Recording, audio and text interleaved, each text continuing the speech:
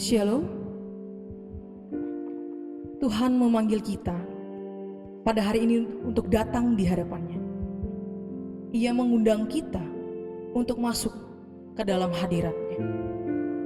Namun, apakah kita datang dengan kesungguhan hati? Apakah kita dengan hati yang penuh rasa syukur? Ataukah kita hadir dengan pergumulan yang begitu berat? Dalam firman Tuhan yang tertulis di dalam Matius mengatakan, "Marilah kepadaku semua yang letih lesu dan berbeban berat, aku akan memberikan kelegaan kepadamu. Pikulah kuk yang kupasang dan belajarlah padaku, karena aku lemah lembut dan rendah hati, dan jiwamu akan mendapat ketenangan. Sebab kuk yang kupasang itu enak dan bebanku pun ringan."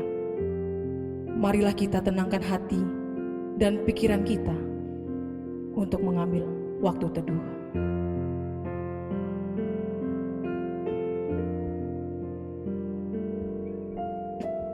Allah ada Allah yang layak kita sembah. Dia adalah Allah yang kudus. Penuh dengan rasa bergairah kita menyembahnya. Sembahlah Dia, Allah yang Maha Kudus.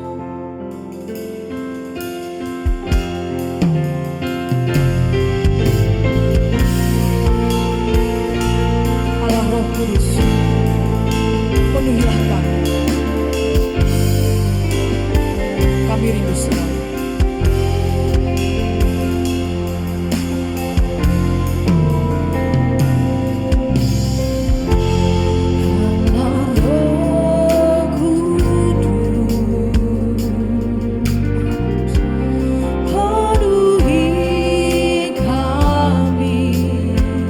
Kami rindu Tuhan, ku rindu Kau selalu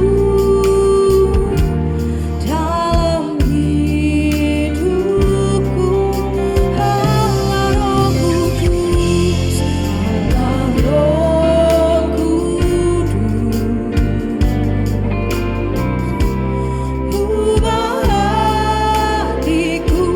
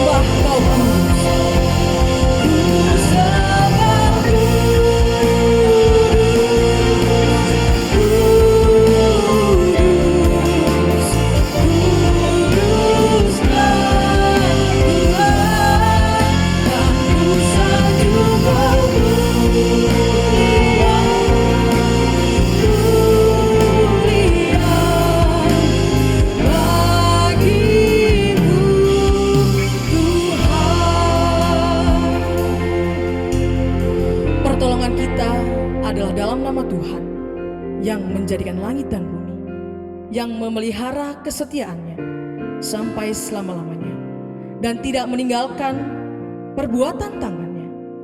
Kasih karunia dan damai sejahtera dari Allah kita dan dari Tuhan Yesus Kristus menyertai kita. Amin. Ku sembah kudus.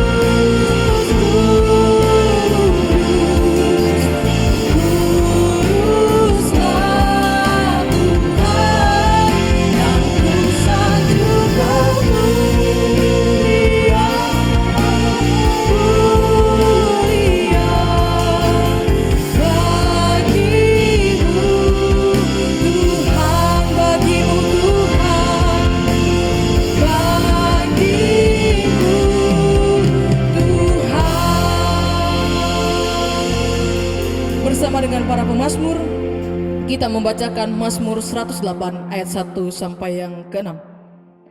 Hati kami siap, ya Allah, kami mau menyanyi, kami mau bermazmur. Bangunlah hai jiwa kami, bangunlah hai gambus dan kecapi. Kami mau membangunkan fajar, kami mau bersyukur kepadamu di antara bangsa-bangsa, ya Tuhan. Dan kami mau bermazmur bagimu di antara suku-suku bangsa. Sebab kasih-Mu besar mengatasi langit, dan setiamu sampai ke awan-awan. Tinggikanlah dirimu mengatasi langit, ya Allah, dan biarlah kemuliaan-Mu mengatasi seluruh bumi. Haleluya. Sungguh luar biasa akan kebaikan Tuhan di dalam kehidupan kita.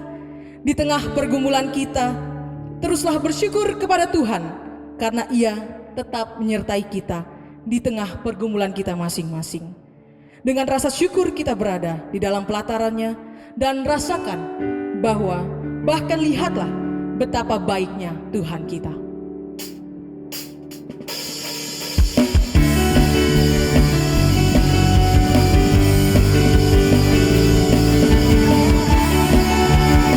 Datanglah ke baiknya dengan hati yang penuh bersyukur.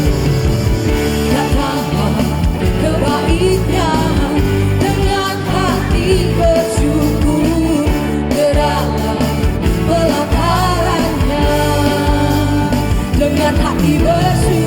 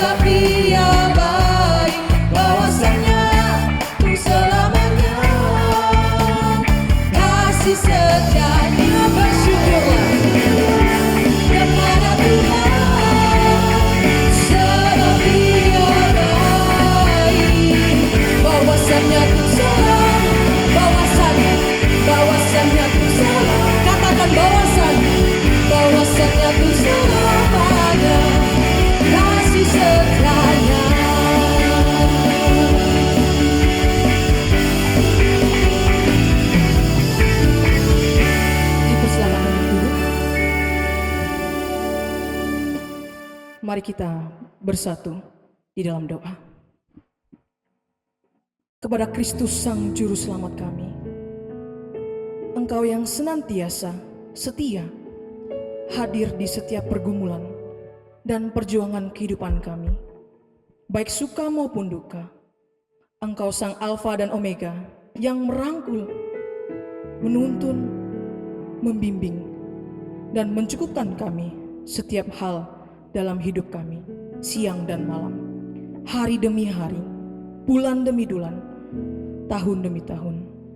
Kami mampu melewati perjalanan kehidupan kami ini bukan karena kuat dan hebatnya kami, tetapi karena kasih dan anugerah-Mu, ya Kristus Sang Sumber Kasih. Di balik setiap kebaikan-Mu, kami mengaku bahwa seringkali kami masih belum mampu menjadi pelaku firman-Mu. Kami lupakan tanggung jawab kami kepada sesama. Kami acuh pada saudara kami yang merintih, sibuk dengan diri sendiri, dan lupa melakukan kehendak-Mu. Hari demi hari kami sering menyakiti Tuhan dan sesama kami. Ampuni kami ya Tuhan. Ya Kristus, penolong hidup kami. Berilah rahmat dan kuasa-Mu agar kami dimampukan untuk terus melangkah dengan penuh harapan setiap harinya. Di dalam nama Tuhan Yesus yang kami puji dan kami sembah, kami berdoa. Amin. Dengan kasih dan kebaikan Tuhan, berita anugerah yang Ia berikan bagi kita semua terdapat di dalam Roma 6 ayat 22. Berbunyi demikian. Tetapi sekarang saudara telah bebas dari kuasa dosa dan menjadi hamba Allah, dan rahmat-Nya kepada saudara mencangkup kesucian dan hidup kekal. Sebab upah dosa ialah maut, tetapi karunia Allah ialah hidup kekal dalam Yesus Kristus Tuhan kita. Jiwa kami rindu dan haus Tuhan terhadap Engkau. Kami ingin mendengarkan kebenaran firman, bahwa kami untuk lebih dekat kepadamu. Bahkan kami tinggal dalam dekapan kasih-Mu. Untuk bagian bait dinyanyikan hanya wanita saja.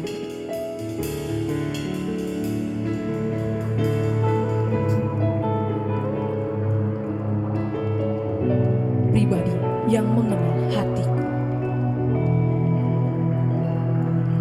Seperti sayang haus, rindu aliran sungai-Mu.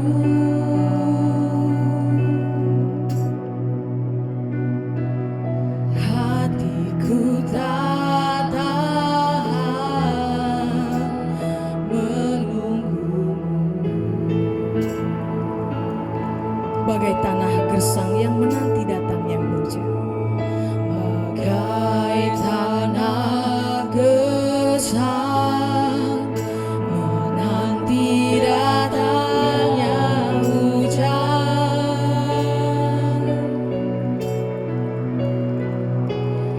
Begitu pun jiwaku.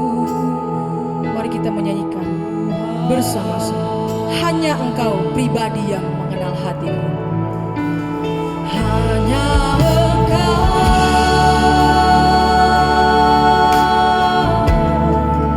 pribadi yang mengenal hatiku.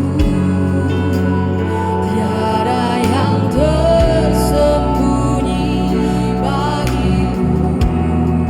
Seluruh isi hatiku Kau tahu, bahwa kami untuk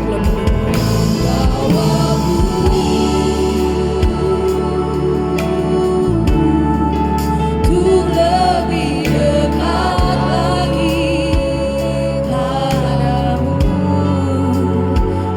Tinggal dalam indahnya dekatan.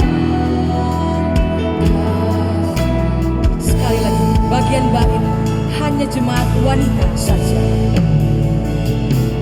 Seperti sayang haus, rindu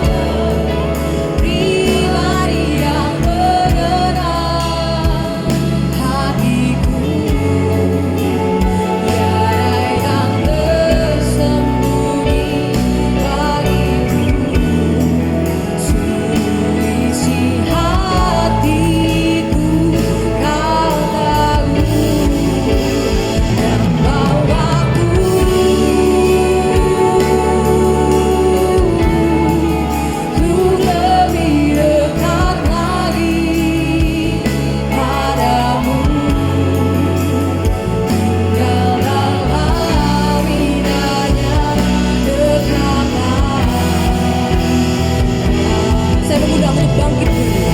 Kita menyanyikan hanya Engkau pribadi yang mengenal hati.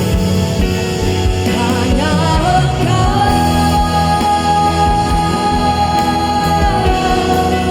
pribadi yang mengenal hatiku. Tiada yang tersembunyi bagiku. Seluruh isi hatiku Kau tahu, dan tahu aku. Ku lebih dekat lagi padamu, hingga dalam indahnya dekatmu.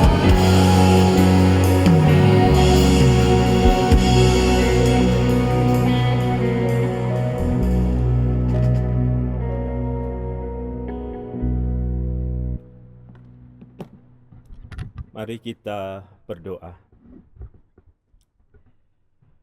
Kami bersyukur untuk kesempatan pada pagi hari ini. Kami akan membaca dan merenungkan sebagian dari firman-Mu, dan biarlah apa yang kami baca dan juga apa yang kami renungkan mempengaruhi cara kami berpikir, mempengaruhi cara kami berkata-kata, dan kemudian mempengaruhi cara kami bertindak.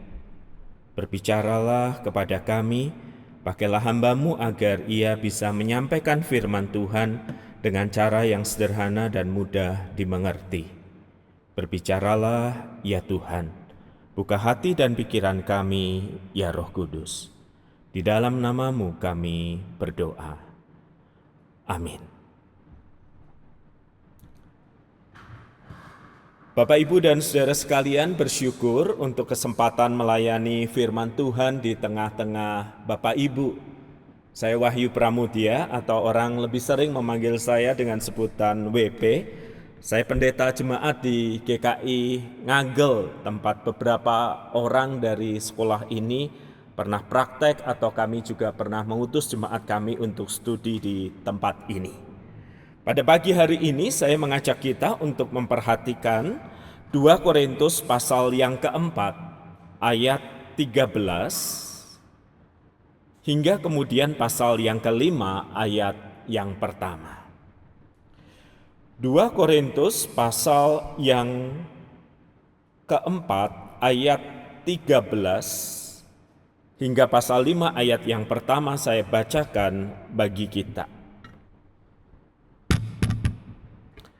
2 Korintus pasal yang keempat ayat 13 hingga pasal 5 ayat yang pertama. Namun karena kami memiliki roh iman yang sama, seperti ada tertulis, aku percaya sebab itu aku berkata-kata, maka kami juga percaya dan sebab itu kami juga berkata-kata. Karena kami tahu bahwa Ia yang telah membangkitkan Tuhan Yesus akan membangkitkan kami juga bersama-sama dengan Yesus, dan Ia akan menghadapkan kami bersama-sama dengan kamu kepada diri-Nya. Sebab semuanya itu terjadi karena kamu, supaya kasih karunia yang semakin besar berhubung dengan semakin banyak orang yang menjadi percaya, menyebabkan semakin melimpahnya ucapan syukur bagi kemuliaan Allah. Sebab itu kami tidak tawar hati, tetapi meskipun manusia lahiriah kami semakin merosot, namun manusia batiniah kami dibaharui dari hari ke hari. Sebab penderitaan ringan yang sekarang ini mengerjakan bagi kami kemuliaan kekal yang melebihi segala-galanya, jauh lebih besar daripada penderitaan kami. Sebab kami tidak memperhatikan yang kelihatan, melainkan yang tak kelihatan, karena yang kelihatan adalah sementara, sedangkan yang tak kelihatan adalah kekal. Karena kami tahu bahwa jika kemah tempat kediaman kita di bumi ini dibongkar, Allah telah menyediakan suatu tempat kediaman di surga bagi kita, suatu tempat kediaman kekal yang tidak dibuat oleh tangan manusia. Demikianlah pembacaan firman Tuhan. Berbahagialah kita yang membaca dan merenungkan firman Tuhan ini. Bapak, Ibu, dan saudara sekalian, suatu kali saya ada dalam perjalanan pelayanan menuju ibu kota. Nah, karena ingin berhemat biaya transportasi, maka saya menggunakan pesawat yang paling murah yang bisa membawa saya ke Jakarta. Tetapi seperti kepanjangannya, late is our nature, maka pesawat itu tertunda berulang kali. Jadi didelay berulang kali penerbangannya. Dan untuk menghibur hati kami dikasih snack, biskuat, biar kami sekuat macan menghadapi penantian itu. Akibatnya kami mendarat di Jakarta pada malam hari, kurang lebih pukul 11:30, dan pukul 12 malam nyaris ganti hari saya antri untuk masuk ke sebuah hotel. Nah, karena itu udah tengah malam, maka hanya ada satu counter yang buka, dan di depan saya ada seseorang yang dari tadi nampaknya antri check-in. Entah mengapa proses check-in itu berlangsung agak lama, dan berulang kali pria itu berkata, ini nggak seharusnya terjadi. Ini nggak seharusnya terjadi.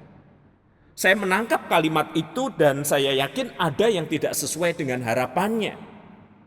Lalu dia berbalik, menarik tasnya sambil marah dan berkata, hotel macam apa ini?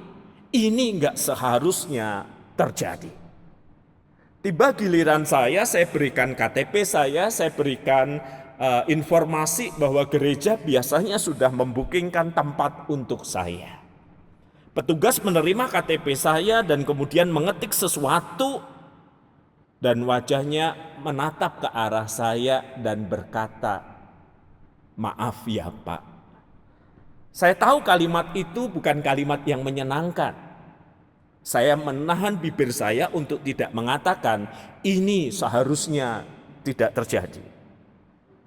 Saya menunggu setelah dia meminta maaf itu apa yang akan dia katakan. Nah, benarkan dugaan saya? Dia berkata, maaf ya Pak, kamar yang dipersiapkan untuk Bapak sudah kami berikan kepada orang lain. Kami berpikir Bapak tidak jadi check-in. Pada titik ini saya sudah ingin berkata, ini enggak seharusnya terjadi. Tetapi saya tahan bibir saya, lalu saya bertanya, terus bagaimana? Sebentar Pak, kemudian dia ketak-ketik, dan kemudian dia berkata begini, Pak, kamar yang harus diberikan ke Bapak sudah ditinggali oleh orang lain. Karena ini kesalahan kami akan upgrade, naikkan kamar Bapak 2 tingkat di atas kamar yang dipesan untuk Bapak. Ini kamar kedua kami yang paling baik. Bapak tidak usah menambah apa-apa. Bapak bersedia nggak menerimanya? Saudara-saudara, kalau Anda di posisi saya, kira-kira apa yang Anda katakan? Ini nggak seharusnya terjadi? Bukan pasti. Jadi dia bertanya ulang, Bapak bersedia menerimanya enggak? Upgrade 2 tingkat di atasnya, kamar kedua kami yang terbaik.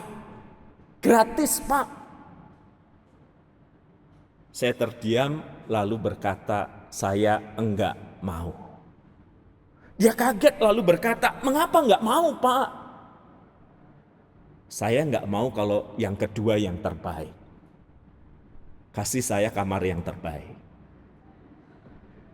Dia wajahnya kecewa dan kemudian barangkali dia berkata, ini enggak seharusnya terjadi.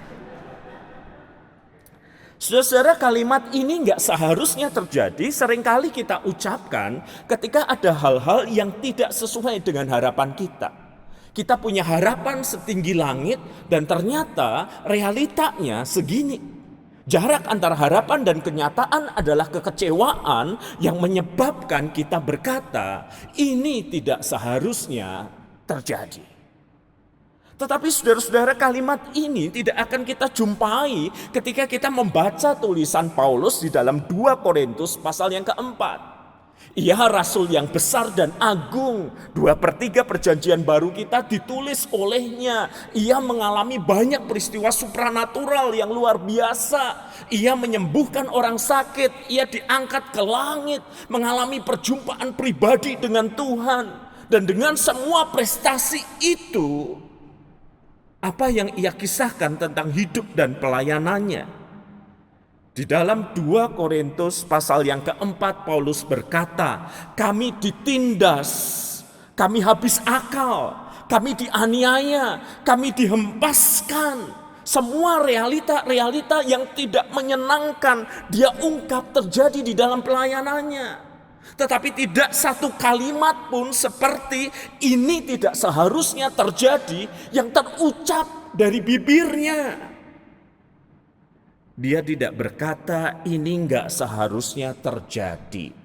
Aku kan anak Tuhan, ini enggak seharusnya terjadi. Aku kan hamba Tuhan yang dipakai oleh Tuhan. Tidak ada kalimat seperti itu. Yang ada adalah justru sebuah kalimat penegasan. Sebab itu kami tidak tawar hati. Dan di dalam ayat sebelumnya dia berkata menyebabkan semakin melimpahnya ucapan syukur bagi kemuliaan Allah. Apa yang menyebabkan hati sang hamba Tuhan ini tetap melimpah dengan syukur ketika banyak hal yang buruk terjadi di dalam kehidupannya? Apa yang menyebabkan hatinya mengeluap dengan syukur bahkan di tengah situasi kehidupan yang gak seperti harapan? Yang pertama, saudara-saudara, di tengah pergumulan hidup, Tuhan memperbaharui anak dan hamba-hambanya. Mari kita lihat di ayat yang ke-16, saudara-saudara. Sebab itu kami tidak tawar hati, tetapi meskipun manusia lahiriah kami semakin merosot, namun manusia batiniah kami dibaharui dari hari ke hari. Rasul Paulus sangat realistis untuk mengatakan walaupun dia anak Tuhan, walaupun dia hamba Tuhan dengan segala pelayanan yang luar biasa, dirinya tetaplah manusia yang punya darah dan daging. Dan manusia yang punya darah dan daging itu kekuatannya makin lama makin merosot, makin lama makin turun. Seperti sering diungkap oleh jemaat saya, Pak WP saya ini udah tua, udah 70 tahun, sering sakit. Pinggang saya sakit, tangan saya sakit, mata saya nggak bisa ngelihat dengan jelas, telinga saya berkurang pendengarannya. Kenapa kok kayak gini ya Pak WP? Saya bilang itu alamiah, Bu. Coba bayangkan ibu usia 70 tahun tetapi kakinya usia 20 tahun. Ibu udah beredar kemana aja itu. Ya, aspek kelemahan badani adalah suatu hal yang wajar terjadi. Apalagi di dalam hidup Paulus, dia sering melakukan perjalanan misi ke banyak tempat. Dan dia juga sering mengalami tekanan bukan hanya untuk tubuh jasmaniahnya, tetapi juga untuk kondisi jiwanya. Di tengah perpecahan yang terjadi di jemaat, di tengah banyak hal amoral yang ada di jemaat, di tengah tuduhan orang bahwa dia adalah rasul palsu. Dia sadar dia manusia yang punya darah dan daging. Secara alamiah kondisi fisiknya menurun dan jiwanya pun juga sering digetarkan dengan begitu banyak hal yang dilakukan jemaat kepada dirinya. Dan di tengah semua pergumulan hidup itu, dia berkata, aku tidak tawar hati. Karena ada manusia batinia yang dibaharui dari hari ke hari. Manusia lahiriah adalah apa yang kelihatan. Manusia batiniah adalah pikirannya, perspektifnya, cara pandangnya melihat segala sesuatu. Dan manusia batiniah yang diperbaharui oleh kuasa firman dan Roh Kudus itu menyebabkan ia berkata di ayat yang ke-17, Sebab penderitaan ringan yang sekarang ini mengerjakan bagi kami kemuliaan kekal yang melebihi segala-galanya. Ada perubahan sudut pandang. Ini penderitaan, ini adalah penderitaan yang ringan. Karena mengerjakan bagi kami kemuliaan yang kekal. Ada perubahan sudut pandang di ayat yang ke-18. Sebab kami tidak memperhatikan yang kelihatan, melainkan yang tak kelihatan. Di dalam segala pergumulan, di tengah menurunnya daya tahan fisik, di tengah tertekannya jiwa akibat pelayanannya, sang hamba menyadari ada pekerjaan Roh Allah yang memperbaharui hati dan pikirannya makin seturut dengan kehendak Tuhan. Dan pikiran yang diperbaharui itu mempengaruhinya cara melihat apa yang terjadi di dalam dunia saat ini. Di tengah segala pergumulan hidup, sumber sukacita kita, sumber syukur kita adalah ketika kita mengalami terus-menerus pembaharuan di dalam pikiran dan hati kita, sehingga kita makin bisa ngelihat segala sesuatu bukan dari sudut pandang manusiawi, tetapi dari kehendak Allah. Saudara, saya tidak pernah melupakan pengalaman itu. Saya melayani di sebuah kota di luar pulau dan teman WA. Bro, tolong dong kunjungi mama. Mama udah 15 tahun sakit. Mohon maaf bagian pinggang ke bawah gak bisa digerakkan. Maka saya datang ke rumah itu ditemani sopir gereja. Ketika saya masuk ada pembantu yang merangkap suster berkata, ayo kita segera ke kamar. Maka masuklah saya ke kamar itu dan saya melihat seorang ibu yang udah 15 tahun saudara-saudara tidak bisa menggerakkan pinggang ke bawahnya. Dia hanya bisa tertidur. Nah, di perjalanan saya sudah berpikir, kira-kira saya bakal ngomong apa? Kira-kira saya akan menyampaikan firman Tuhan apa? Kira-kira bagaimana saya berdoa? Baru saya mengulurkan tangan dan memperkenalkan diri, saya pendeta WP, temannya anak tan. Belum selesai kalimat itu, dia langsung memegang tangan saya lalu berkata, Pak Pendeta, mari kita berdoa ya. Saudara tahu bagi seorang hamba Tuhan ada dua ajakan yang sulit ditolak. Pertama ajakan makan, kedua ajakan berdoa. Apalagi ini tangan udah digenggam. Lalu dia berdoa untuk saya, untuk pelayanan saya, lalu dia memuji Tuhan, lalu dia mengatakan firman. Dan begitu dia bilang amin, saya tengok jam saya udah 20 menit. Baru saya bilang lagi, tante, tiba-tiba tangan saya sudah dipegangnya lagi dan berkata, nama anak siapa? Nama istri siapa? Kita berdoa yuk. Yuk. Dan dia berdoa untuk saya, untuk anak istri saya. Dan saya udah tahu, begitu dia bilang amin 20 menit udah berlalu. Saya datang untuk mendoakan dan bukan didoakan. Jadi saya bilang, tante, kali ini dia menjawab, ya. Baru saya mulai doa, pundak saya udah ditepuk sama pembantu atau susternya. Waktu berkunjung sudah habis, Pak. Ini rumah atau rumah sakit sih? Ikuti saya keluar, nanti saya jelaskan. Saya keluar, saudara-saudara. Dan ketika saya keluar melewati ruang tamu yang tadi kosong, kini ada 3-4 pasang di situ, dan saya bertanya mereka siapa? Nah, setelah di pintu keluar baru pembantu atau susternya menjelaskan. Anaknya temannya bapak nggak ngasih tahu ya. Kenapa? Ini orang-orang datang untuk didoakan oleh si ibu. Mereka udah nunggu seminggu sebelumnya. Bapak aja nerombol urutan ini. Kalau enggak gara-gara bapak adalah temannya anaknya ibu, nggak bakal saya kasih. Saya bingung dan saya bilang saya nggak ngerti. Kata anaknya saya diminta untuk datang mendoakan. Lalu kenapa saya malah didoakan? Si pembantu tersenyum lalu berkata begini, "Dulu Pak, Ibu marah-marah setelah dia nggak bisa menggerakkan badannya. Mungkin ada 7-8 tahun dia hidup dalam kemarahan, dalam kepahitan. Semua hamba Tuhan yang datang ke sini dimarahi, semua dicaci maki. Tapi suatu kali Tuhan menjamah hidupnya. Saya masih ingat waktu itu Natal, semua keluarga datang dan dia berkata, ibu berkata, saya sakit dan saya masih pengen sembuh.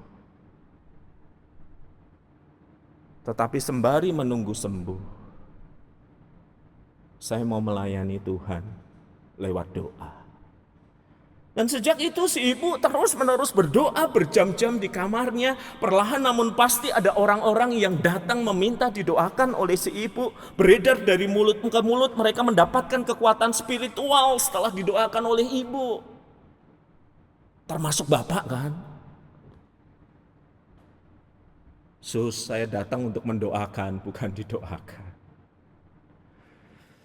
Saya telepon teman saya dan teman saya ketawa bahagia banget, mirip ketawa iblis tuh. Sesekali ya bro kamu didoakan. Dan aku pengen kamu tahu ada orang seperti mama. Diubahkan oleh Tuhan. Saudara, orang yang bergumul dengan banyak pergumulan jasmania, orang yang bergumul dengan banyak tekanan batin, orang yang bergumul dengan kualitas hidup yang makin menurun, seringkali situasi itu membuat mereka makin jauh dari Tuhan.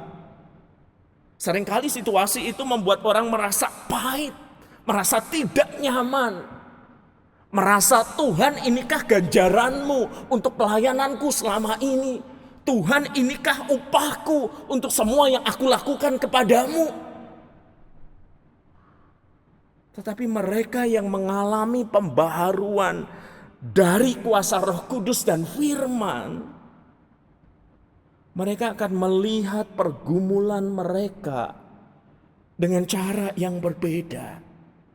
Ya, ini tetap penderitaan. Ya, ini tetap menghasilkan air mata. Tetapi aku mengalami kuasa pembaharuan dari Roh Kudus yang bekerja melalui firman Tuhan. Sehingga cara pandangnya menjadi berbeda. Penderitaan yang ringan sekarang ini mengerjakan bagi kami kemuliaan yang lebih kekal. Sebab kami tidak memperhatikan yang kelihatan ini saja, melainkan yang tidak kelihatan. Sebab penderitaan ini sementara. Sedangkan Tuhan sudah mempersiapkan kekekalan untuk anak dan hamba-hambanya.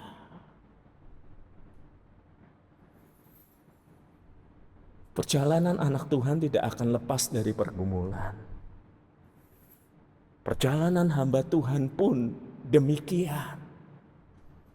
Anda dan saya tidak akan lepas dari pergumulan. Malah sebagai hamba Tuhan, Anda dan saya harus menanggung beban dari pergumulan orang lain. Hanya dalam waktu 2 minggu, saya mendengar kabar yang buruk. Seorang rekan dekat tahu-tahu divonis kanker stadium 4. Seorang penatua senior kami mengalami kecelakaan tunggal dan meninggal dunia. Seorang teman hamba Tuhan lain tiba-tiba ditinggal suaminya meninggal. Belum percakapan-percakapan yang saya dengar di ruang konseling sebagai pendeta jemaat. Maka gak heran kalau orang sering melihat, Pak, hamba Tuhan itu selalu kelihatan lebih tua ya dari umurnya. Benar, Pak WP kan juga udah 60 kan, sebentar lagi emeritus kan. Gebes, saya masih 45. Mendengar, melayani orang lain di tengah segala pergumulan yang terjadi di dalam diri kita. Lalu syukur itu akan mengalir dari mana? Lalu syukur itu akan datang dari mana? dari jalan-jalan healing dan ke kafe, ya itu menolong sejenak. Tetapi sumber sukacita, kegembiraan, syukur yang sejati mengalir ketika kita mampu merasakan pekerjaan Roh Allah yang memperbaharui diri kita dari hari ke hari. Roh Allah yang memperbaharui diri kita dari hari ke hari dan mengajak kita untuk menatap. Jika Tuhan sudah menyediakan tempat kediaman yang kekal, apalagi yang kita takuti dalam hidup sehari-hari. Saya tahu barangkali saat ini ada di antara Anda yang pengen berkata karena pengalaman tertentu, peristiwa ini nggak seharusnya terjadi, Pak. Nggak begini seharusnya. Saya tahu di dalam kelelahan studi, di dalam kelelahan pelayanan, di dalam ketidakpastian, di tengah konflik dan banyak hal yang terjadi, kita bisa berkata, ini nggak seharusnya terjadi. Ya, realita pelayanan bisa membuat kita kecewa. Tapi jangan terpaku di situ saja. Lihat bagaimana Roh itu melalui sabdanya terus berbicara menyapa kita. Dan dia memperbaharui akal budi kita. Dengan akal budi yang diperbaharui terus-menerus itu, kita bisa berkata seperti Rasul Paulus, sebab itu kami tidak tawar hati. Tetapi meskipun manusia lahiriah kami semakin merosot, namun manusia batiniah kami dibaharui dari hari ke hari. Dan pembaharuan itu menghasilkan syukur kepada Tuhan, karena kita tidak ditinggalnya. Dan rasa syukur itu akan membuat kita mampu terus berjalan sampai kita mendengar suaranya, marilah hambaku yang baik dan setia. Mari kita berdoa. Ada banyak peristiwa di dalam hidup dan pelayanan yang bisa membuat kami berkata, ini tidak seharusnya terjadi. Kami marah, hati kami pahit, syukur pun lenyap dalam hidup kami. Firman-Mu hari ini mengungkap kepada kami bahwa kami tidak akan pernah dilepaskan dari segala macam hal yang sulit, hal yang mengecewakan, hal yang membuat pahit, siapapun kami tidak akan pernah dilepaskan. Tetapi kami mengalami kehadiran Roh Kudus lewat firman yang memperbaharui pola pikir kami. Dan pola pikir yang diperbaharui itulah, ya Tuhan, yang membuat kami punya hati yang penuh pengucapan syukur untuk anugerah keselamatan Tuhan, untuk panggilan Tuhan, dan lebih daripada itu untuk pekerjaan Tuhan di dalam diri kami. Dan ketika kami bersyukur, maka kami tahu ada kekuatan dalam ucapan syukur untuk terus melaksanakan pelayanan kami. Ada banyak hal di dalam hidup ini kami berkata ini tidak seharusnya terjadi, namun satu hal yang pasti terjadi, pekerjaan Roh Kudus yang memperbaharui hati dan pikiran kami hari ke hari. Makin serupa Kristus, Tuhan dan Juru Selamat kami. Amin. Saya mengundang untuk bangkit berdiri. Dengan bersama, marilah kita dengan umat Allah di masa lalu, masa kini, dan masa depan, mengingat pengakuan baptisan kita yang berbunyi demikian.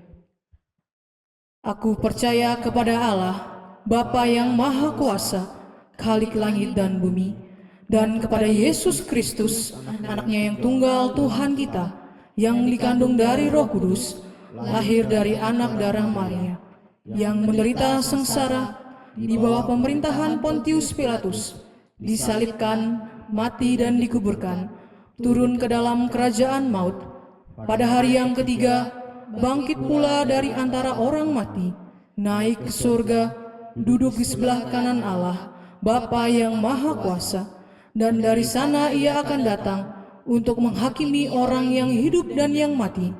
Aku percaya kepada Roh Kudus, gereja yang kudus dan am, persekutuan orang kudus, pengampunan dosa, kebangkitan tubuh, dan hidup yang kekal. Amin. Dipersilakan untuk duduk kembali.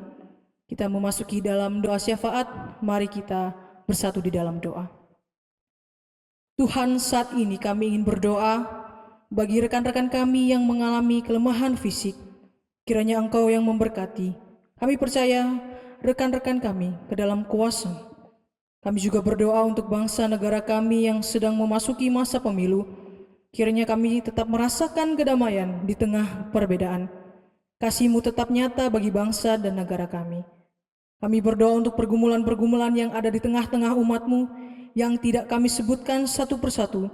Kami menyerahkan kepada Tuhan, kiranya Engkau yang memberikan pencerahan dalam kehidupan kami, sehingga di tengah-tengah perjalanan kehidupan kami yang tidak mudah, pengharapan Tuhan yang senantiasa dalam kehidupan kami.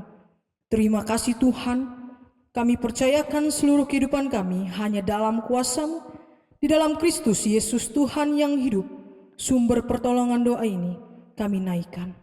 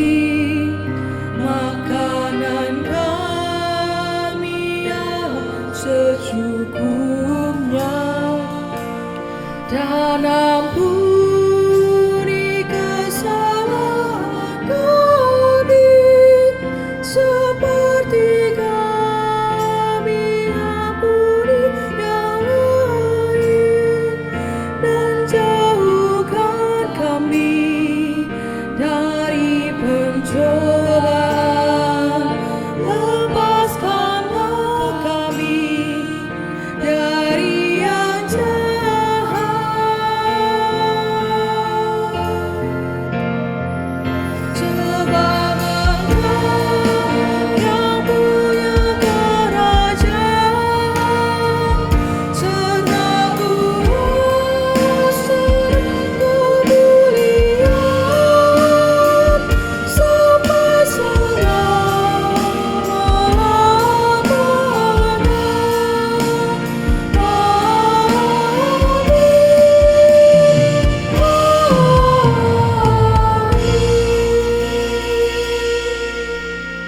Jemaat yang dikasihi Tuhan, pada kesempatan ini kami mengucapkan terima kasih kepada Pendeta Wahyu Pramudya dari GKI Ngagel Surabaya yang sudah menyampaikan kebenaran firman Tuhan. Kiranya Tuhan memberkati beliau. Kami juga mengucapkan terima kasih kepada tim musik, pemandu pujian, multimedia, sound system, serta seluruh aktivis dan pelayanan yang bertugas pada hari ini sehingga terselenggara ibadah yang penuh dengan hikmat. Tiba saatnya kita bersyukur untuk cinta kasih Tuhan dan marilah kita memberikan persembahan bagi jemaat yang ingin memberikan melalui QR Code bisa di-scan yang telah disediakan. Mari kita mengungkapkan rasa syukur kita kepada Tuhan dengan mengingat sabda Tuhan yang terambil dari Ibrani 13 ayat 15 dengan berbunyi demikian. Sebab itu marilah kita oleh Dia senantiasa mempersembahkan korban syukur kepada Allah, yaitu ucapan bibir yang memuliakan namanya. Mari persembahan ini diiringi dengan nyanyian teramat baik.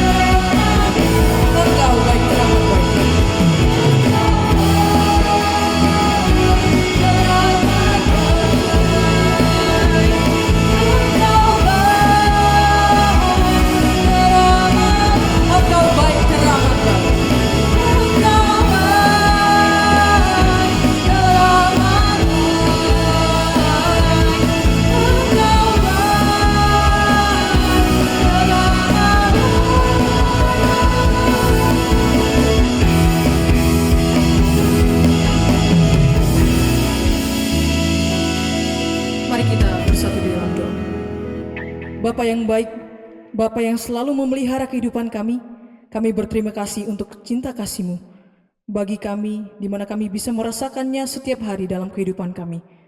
Kami meresponi cinta kasih-Mu melalui persembahan kami. Kami mempersembahkan kepadamu, kiranya persembahan ini berguna dan menjadi berkat.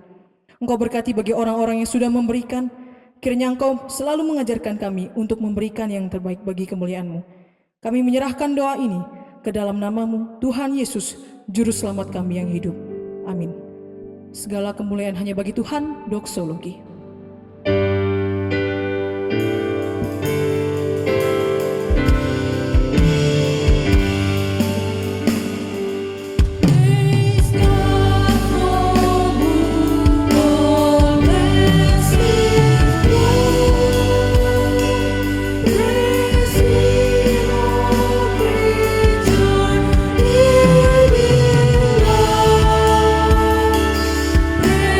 Him.